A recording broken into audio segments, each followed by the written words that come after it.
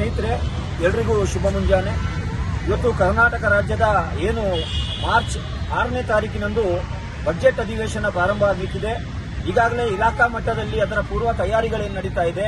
ಆದರೆ social democratic party of India ಈ ರಾಜ್ಯದ ಎಲ್ಲ ದುಡಿಯುವ ವರ್ಗದವರ, ಎಲ್ಲ ಈ ತಳ ಸಮುದಾಯದವರ, ಅಲ್ಪಸಂಖ್ಯಾತರ, ರೈತರ, ಮಹಿಳೆಯರ, ವಿದ್ಯಾರ್ಥಿಗಳ, ಮಕ್ಕಳ ಅಭಿವೃದ್ಧಿಗೆ ಬೇಕಾಗಿ ಕಲ್ಯಾಣ ರಾಜ್ಯಕ್ಕಾಗಿ ಜನತಾ ಬಜೆಟ್ ಎಂಬುವಂತಹ ಒಂದು ಬಜೆಟ್ ಅನ್ನು ತಯಾರು ಮಾಡಿ ಇವತ್ತು ಈ ಬೆಂಗಳೂರಿನ ಫ್ರೀಡಂ ಪಾರ್ಕ್ ಸ್ವಾತಂತ್ರ್ಯ ಉದ್ಯಾನವನದಲ್ಲಿ ಒಂದು ಸಮಾವೇಶ ಮಾಡುವ ಮುಖಾಂತರ ನಮ್ಮ ಹಕ್ಕೊತ್ತಾಯಗಳನ್ನು ಸರ್ಕಾರದ ಮುಂದೆ ಮಂಡಿಸಲಿಕ್ಕಿದ್ದೇವೆ. ಈ ಕಾರ್ಯಕ್ರಮದಲ್ಲಿ ನಮ್ಮ ಎಸ್ಡಿಪಿಐಯ ರಾಷ್ಟ್ರೀಯ ಪ್ರಧಾನ ಕಾರ್ಯದರ್ಶಿಗಳಾದ ಇಲಿಯಾಸ್ ಮೊಹಮ್ಮದ್ ತುಂಬೇರ್ ಅವರು ಉದ್ಘಾಟನಾ ಭಾಷಣ ಮಾಡಲಿಕ್ಕಿದ್ದಾರೆ ಮತ್ತು ರಾಜ್ಯಾಧ್ಯಕ್ಷರಾದ ಅಬ್ದುಲ್ ಮಜೀದ್ ಮೈಸೂರ್ ಅವರು ಕಲ್ಯಾಣ ರಾಜ್ಯದ ಕಾನ್ಸೆಪ್ಟ್ ಅನ್ನ ಇಂದಿನ ಈ ಫ್ರೀಡಂ ಪಾರ್ಕ್ನ ಈ ಮೈದಾನದಿಂದ ಸರ್ಕಾರದ ಪ್ರತಿನಿಧಿಗಳಿಗೆ ತಲುಪಿಸಲಿಕ್ಕಿದ್ದಾರೆ. ಈಗಾಗಲೇ ಎಲ್ಲಾ ತಯಾರಿಗಳು ನಡೆದಿದೆ.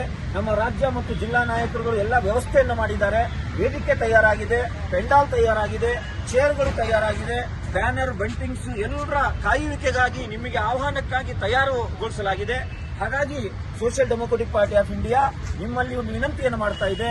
ಬನ್ನಿ, ಈ ರಾಜ್ಯದ ಬಜೆಟ್ ಅದು ಈ ಬಡವರ ಬಜೆಟ್ ಆಗಿರಬೇಕು, ರೈತರ ಬಜೆಟ್ ಆಗಿರಬೇಕು, ದುಡಿಯುವ ವರ್ಗದವರ ಬಜೆಟ್ ಆಗಿರಬೇಕು, ಕೂಲಿ ಕಾರ್ಮಿಕರ ಪರವಾಗಿರಬೇಕು. ಕೇವಲ ಮತ ಕೊಡುವುದು ಮಾತ್ರ ನಮ್ಮ ಜವಾಬ್ದಾರಿ ಅಲ್ಲ.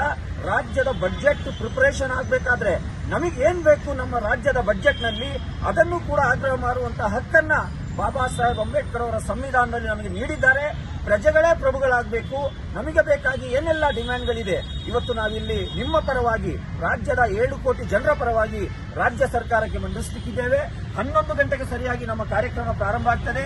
ಈ ಕಾರ್ಯಕ್ರಮದಲ್ಲಿ ರಾಜ್ಯದ ಹಲವಾರು ಹೋರಾಟಗಾರರು, ಚಿಂತಕರು, ರೈತ ಪರ ಹೋರಾಟಗಾರರು, ದಲಿತ ಪರ ಹೋರಾಟಗಾರರು ಮತ್ತು ಸಾಮಾಜಿಕ ಚಿಂತನೆಯುಳ್ಳ ಹಲವಾರು ಮಹನೀಯರು ಈ ಕಾರ್ಯಕ್ರಮದಲ್ಲಿ ಬರಲಿಕ್ಕಿದ್ದಾರೆ.